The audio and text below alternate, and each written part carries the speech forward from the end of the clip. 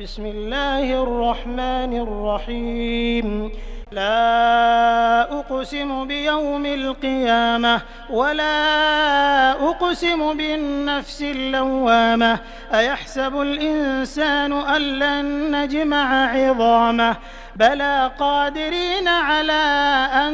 نسوي بنانه بل يريد الإنسان ليفجر أمامه يسأل أيان يوم القيامة فإذا برق البصر وخسف القمر وجمع الشمس والقمر يقول الإنسان يومئذ أين المفر كلا لا وزر إلى ربك يومئذ المستقر ينبأ الإنسان يومئذ بما قدم وأخر بل الإنسان على نفسه بصيرة ولو ألقى معاذيره لا تحرك به لسانك لتعجل به إن علينا جمعه وقرآنه فإذا قرأناه فاتبع قرآنه ثم إن علينا بيانه كلا بل تحبون العاجلة وتذرون الآخرة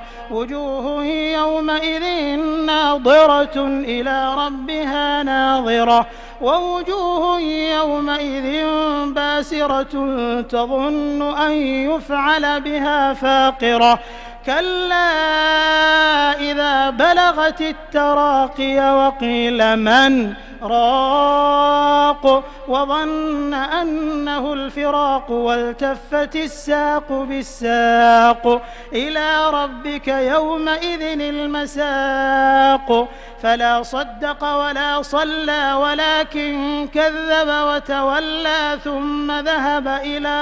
أهله يتمطى أولى لك فأولى ثم أولى لك فأولى أيحسب الإنسان أن يترك سدى ألم يك نطفة من مني يمنى ثم كان علقة فخلق فسوى فجعل منه الزوجين الذكر والأنثى أليس ذلك بقادر على